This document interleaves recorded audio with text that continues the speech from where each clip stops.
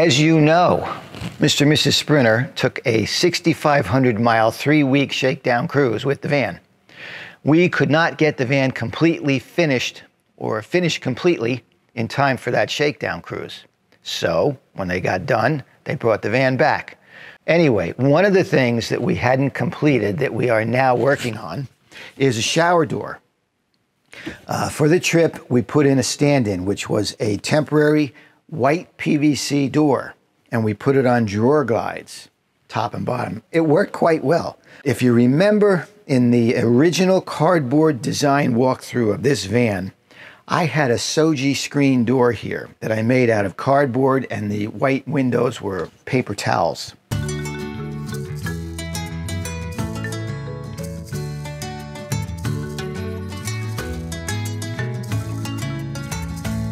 Well, that idea stuck with Mr. and Mrs. Sprinter, and they want that Soji screen door.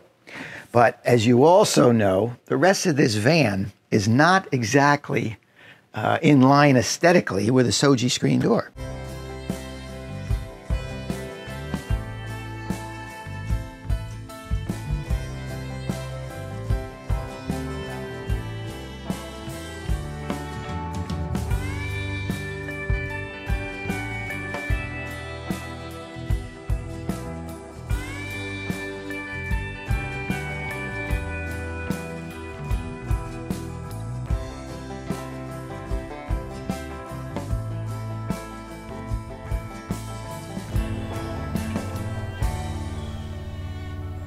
So what we did is we took the Soji concept and we added a contemporary twist. And what we came up with was this is framed in 80/20, 10 series 80/20, full perimeter framing, so it's nice and strong. This is P95 opaque acrylic. And of course, these are the cherry stringers that we used throughout the van in certain cases. So what we have here is a slightly more contemporary look, which fits with this van. One of our quandaries is, or mine, I suppose, I love the fact that when this door is open, it's flush. It's like a pocket door, you don't see it. And the original plan for this Mr. and Mrs. Sprinter was to leave this door open at all times so the dogs could have access to their water in the shower pan. They could move in and out freely.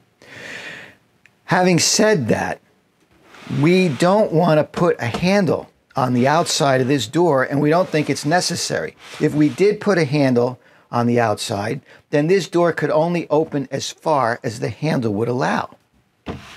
And you'd give up this beautiful detail right here. Then we got to thinking, the only time you need to operate this door is when you go in to use the bathroom or to take a shower.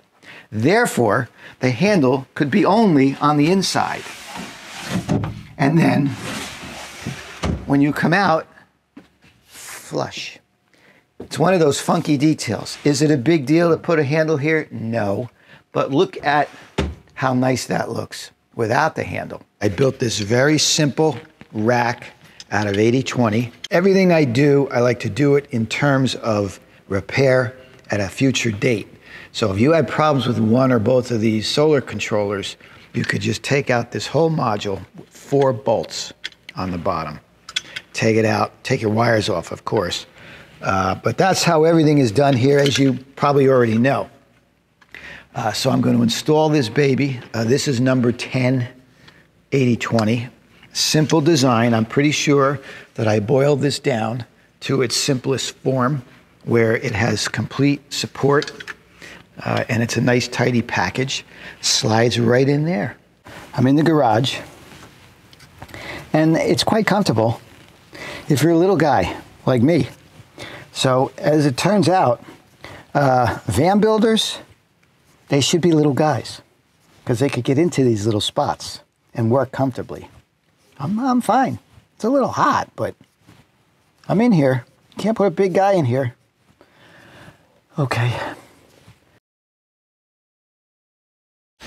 I just realized before I install this thing in Mr. and Mrs. Sprinter's van These MPPT controllers have a chassis ground in case this thing shorts to the chassis of the controller. You need to put a ground wire on it. This one is located in the middle here because they're on either left side of the controllers. So it would be much easier for me to attach this ground wire to that chassis ground out here on the table, then bring it in and install it. So working with this 80-20 system is just as easy as loosening 4 bolts and the controller comes right out. So this is a pretty easy system. Everything's modular.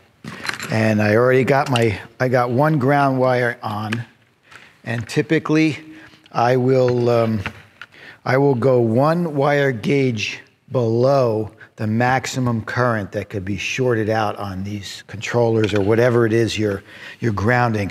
You know, your inverter, for instance, if you have a 3,000 watt inverter, you could feasibly push almost 300 amps through that thing if it's shorted out. So you'd really want to put a 4-aught ground on that chassis. I don't, I put a 2-aught ground.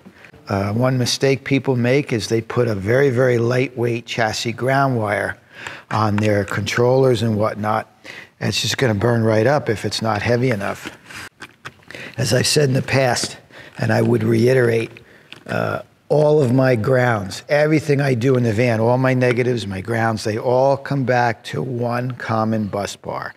Then I ground that to the chassis with a good solid big monster 4-aught cable.